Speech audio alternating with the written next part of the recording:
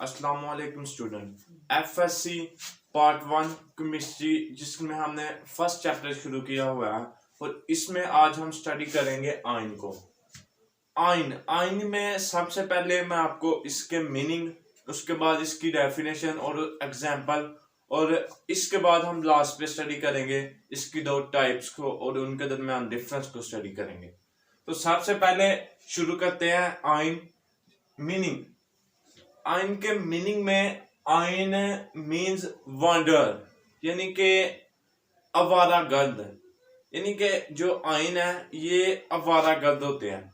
असल में इसका ये जो मीनिंग है ये रिलेट करता है, अगर हम इलेक्ट्रोलाइटिक सेल को देखें तो उसमें जब कोई भी, यानी कि कोई भी चीज मसलन NaCl है, तो वो जब हम इलेक्ट्रोलाइटिक सेल में रखते हैं तो वो अपने आयन में स्प्लिट हो जाता है और आवारागर्द होके वो हरकत करना शुरू कर देता है। तो ये उससे रिलेटेड है इसका मीनिंग। तो ये इसका जस्ट मीनिंग है। आगे इसकी डेफिनेशन को देखते हैं।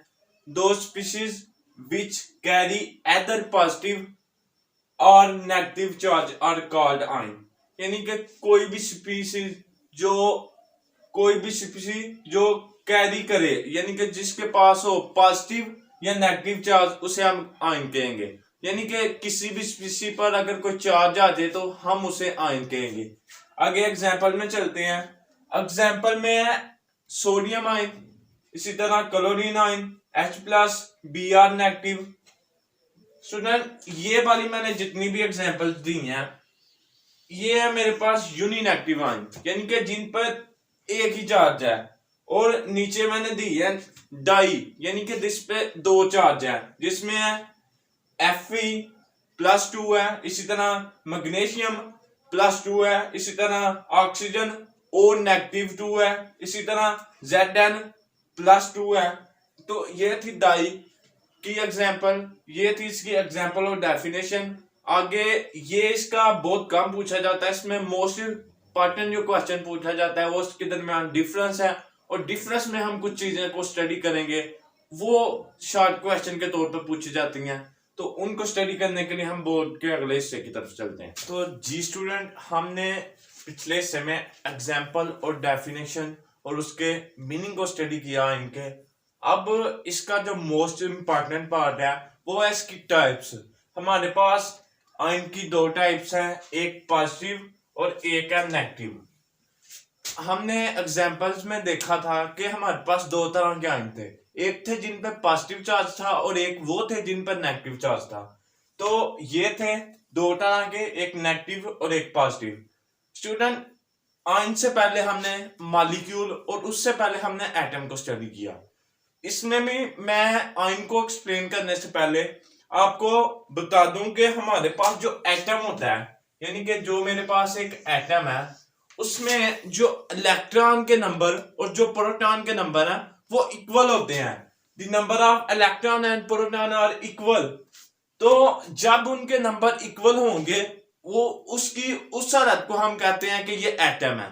यानी कि जब एक चीज के इलेक्ट्रॉन और प्रोटॉन इक्वल होते हैं तो हम उसे कहते हैं कि ये एक एटम है।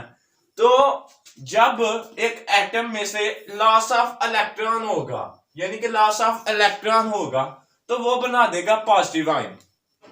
यानी कि एक एटम में जब लॉस ऑफ इलेक्ट्रॉन, यानी कि इलेक्ट्रॉन खारिज होंगे, उनका अखराज होगा, तो वो बना देगा पॉजिटिव आयन, ठीक है।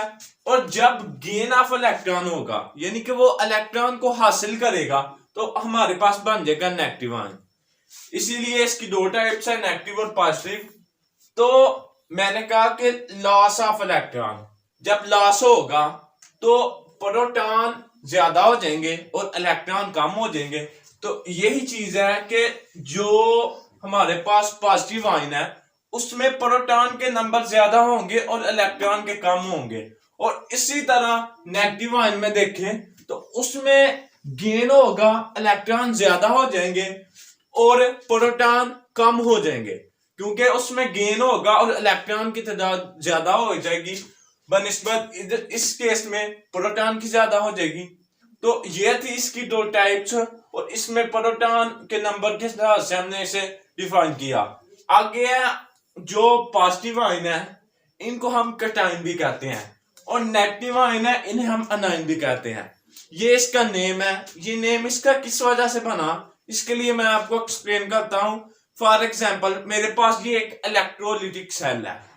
आपको पता है इलेक्ट्रोलिटिक सेल में दो तरह की, एक होता है कैथोड और एक होता है एनोड, यानी कि दो तरह के उसमें बने होते हैं। इलेक्ट्रोलिटिक सेल में दो तरह के पार्ट्स होते हैं, एक साइड पर होता है कैथोड और एक जगह पर होता है एनोड।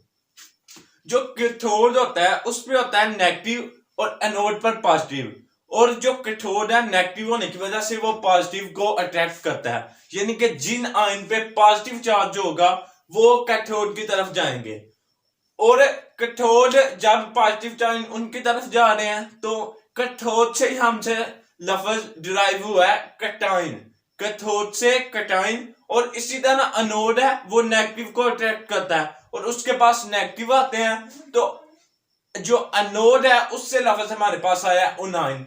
इसलिए हम जो है पॉजिटिव आयन को हम कटायन कहते हैं और इसी तरह नेगेटिव को हम एनायन कहते हैं। ये है इनका कटायन और एनायन का कॉन्सेप्ट। इसके बाद हम इसके पार्टुलेट स्टडी करेंगे, इसकी यानी कि एक तरतीब से इसके नंबर के, इधर भी हम एक पॉइंट स्टडी करेंगे और इधर भी एक पॉइंट स्टडी करेंगे। ये सिर्फ पॉइंट इसको एक्सप्लेन करना पड़ेगा, ये सेम उससे ऑपोजिट होगा। तो इसमें फर्स्ट पॉइंट है positive ion are formed by loss of one और मोर इलेक्ट्रॉन। ये वाली बात है, ये मैंने आपको पहले ही एक्सप्लेन कर दिया है कि पॉजिटिव आयन उस वक्त बनता है जब हमारे पास लॉस ऑफ वन और मोर इलेक्ट्रॉन होगा। तो इसी में इसमें भी सेम उसी तरह कि इसमें गेन होगा, यानी कि इलेक्ट्रॉन हासिल करेगा। तो उसके बाद है यानी कि उसके बाद है दी आयन, यानी कि वो आयन जिन पे पॉजिटिव चार्ज होगा उसे हम पॉजिटिव आयन कहेंगे, और इसी तरह जिस पे नेगेटिव चार्ज होगा उसे हम नेगेटिव आयन कहेंगे। तो हमारा यहां तक हो गया ये दोनों, जिस पे नेगेटिव होगा उसे हम नेगेटिव कहेंगे और इसी तरह जिस पे पॉजिटिव होगा उसे हम पॉजिटिव कहेंगे। इसके बाद ये है फॉर्मेशन ऑफ कटायन, यानी कि जो एक कटायन की फॉर्मेशन है इज अ ऑक्सीडेशन प्रोसेस, यानी कि वो एक ऑक्सीडेशन प्रोसेस है। स्टूडेंट हमने पिछली क्लासों में ऑक्सीडेशन और रिडक्शन की टर्म को डिफाइन किया था।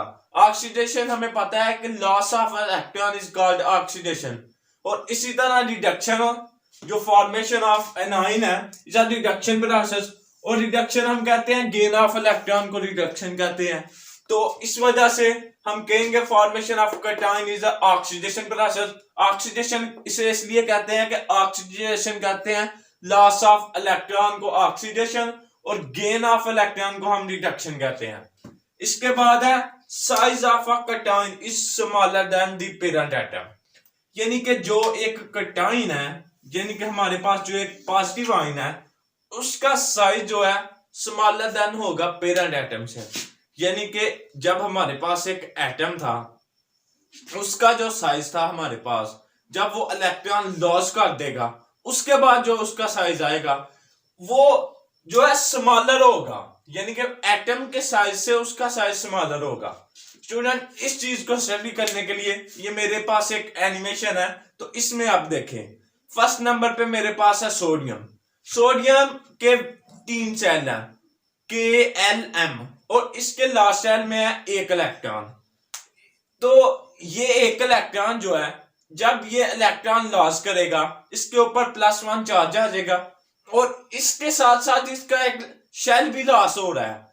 हम देखें तो इसके साथ एक शेल भी लॉस हो रहा है, तो अब इसके शेल हैं 2, तो इस वजह से इसके ऊपर जो इसका साइज है वो रिड्यूस हो जाएगा। सेम केस मेरे पास मैग्नीशियम है। मैग्नीशियम के भी 3 शेल हैं, इसके वैलेंस शेल में 2 इलेक्ट्रॉन, और हम जब इन 2 इलेक्ट्रॉन का लॉस करवाएं तो इस पे +2 चार्ज आ जाएगा और इसके शेल हो जाएंगे 2, तो इस वजह से इन दोनों का साइज होगा स्मॉलर देन अपने पेरेंट एटम से। और सेम केस इधर है, ये है कि size of anion is larger than, यानी कि लास्ट वाले केस में, इस केस में हमने कहा कि स्मॉलर होगा और इस केस में कह रहे हैं कि लार्जर होगा, यानी कि बड़ा होगा। तो सेम केस है, मेरे पास ये देखें एक क्लोरीन का एटम है, उसके वैलेंस शेल में है 7 इलेक्ट्रॉन, और जब एक इलेक्ट्रॉन और ऐड होगा तो ये एक्सपेंड कर देगा, इसका सेल ज्यादा, क्योंकि हमने कहा कि इलेक्ट्रॉन के नंबर जो है वो ज्यादा हो जाएंगे, तो इसलिए ये एक्सपेंड कर देगा और इसका साइज ज्यादा हो जाएगा। अगर हम ऑक्सीजन के केस में देखें तो उसी में भी सेम, उसके वैलेंस शेल में हमारे पास 6 इलेक्ट्रॉन, और जब वो 2 इलेक्ट्रॉन को गेन करेगा 8 हो जाएंगे, तो वो भी एक्सपेंड कर देगा। सेम यही देखें कि अगर दोबारा इसमें देखें सोडियम था, इसका जो साइज है हमारे पास सोडियम के एटम का है वो है 186 पिकोमीटर, ये हमारे पास सोडियम के एटम का साइज है। जब उसने इलेक्ट्रॉन लॉस किया यानी कि सेल लॉस किया तो उसका साइज हो गया 95 पिकोमीटर। तो इसमें आप ये लिखेंगे, ये बहुत इंपॉर्टेंट शॉर्ट क्वेश्चन है, तो आपने इसमें ये लिखना है कि एक तो लॉस ऑफ सेल होने की वजह से उसका साइज कम होता है, और उसके बाद दूसरा ये है कि जब हम लॉस ऑफ सेल करते हैं और इलेक्ट्रॉन और प्रोटॉन की जो तादाद है वो इम्बैलेंस हो जाती है, क्योंकि पॉजिटिव केस में क्या होता है, प्रोटॉन ज्यादा हो जाते हैं और इलेक्ट्रॉन कम हो जाते हैं। इस वजह से जो प्रोटॉन है वो इलेक्ट्रॉन कम होने की वजह से उसे ग्रेटर स्ट्रेंथ के साथ अट्रैक्ट करेंगे, तो इस वजह से इसका साइज 186 पिकोमीटर से कम होकर 95 पिकोमीटर हो जाता है। और सेम केस इधर क्लोरीन का, इसका साइज था पहले 99 पिकोमीटर, और जब ये एक इलेक्ट्रॉन हासिल करेगा, दोबारा इम्बैलेंस रेशियो हो गई इलेक्ट्रॉन और प्रोटॉन के दरमियान, इलेक्ट्रॉन ज्यादा हो गए प्रोटॉन कम हो गए, प्रोटॉन यानी कि जो पहले स्ट्रेंथ के साथ खींच रहे थे उससे कम स्ट्रेंथ के साथ खींचेंगे, और वो जो शेल है लास्ट वाला वो एक्सपेंड कर देगा, इसलिए इसका जो साइज है वो 99 पिकोमीटर से एक्सटेंड करके 181 पिकोमीटर हो जाएगा। तो ये था इसका साइज का, ये दोनों का जो साइज है ये इंपॉर्टेंट शॉर्ट क्वेश्चन है। तो इसके बाद हम स्टडी करते हैं formation of proton is endothermic processor, यानी कि आपने पढ़ा कि एंडोथर्मिक प्रोसेस वो होता है जिसमें हमें हीट देनी पड़ती है। और जो सोडियम का एटम है स्टूडेंट, इसमें आप ये बात याद रखना कि जब भी हम किसी भी एटम से इलेक्ट्रॉन का अखराज या उसमें उसका गेन या लॉस करवाएंगे तो हमें पहले जो एटम है वो गैसियस फॉर्म में चाहिए। तो ये हमने उसको गैसियस फॉर्म में, हमारे पास सोडियम एटम है, इसमें हमने लॉस कराया 1 इलेक्ट्रॉन का। तो ये जो लॉस है ये खुद ब खुद नहीं होगा, इसके लिए हमें एनर्जी देनी पड़ेगी, इसलिए ये एक एंडोथर्मिक प्रोसेस है, इसमें हमें एनर्जी देनी पड़ती है। 496 किलो जूल पर मोल एनर्जी हम देंगे तो फिर ये प्रोसेस होगा, इसलिए हम इसे एक एंडोथर्मिक प्रोसेस कहते हैं।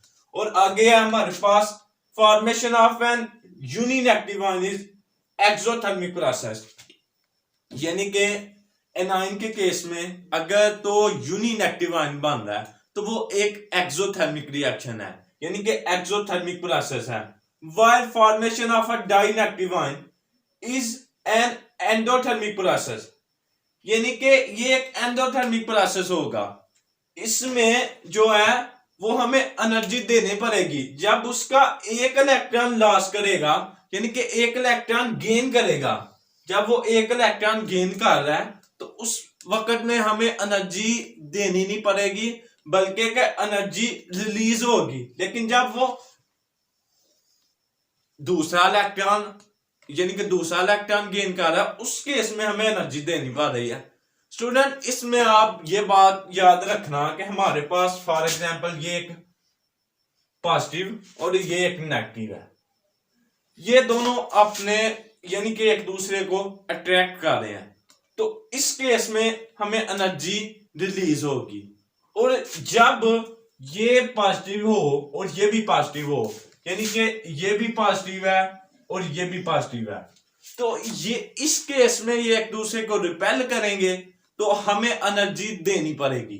तो सेम केस इधर है, हमने देखा कि जब ऑक्सीजन अपनी एटॉमिक हालत में था तो उसमें इलेक्ट्रॉन और प्रोटॉन की तादाद इक्वल थी, लेकिन जब उसने एक इलेक्ट्रॉन हासिल कर लिया तो नंबर ऑफ इलेक्ट्रॉन ग्रेटर हो गए, शेल एक्सटेंड हो गया, एक्सपेंड हो गया।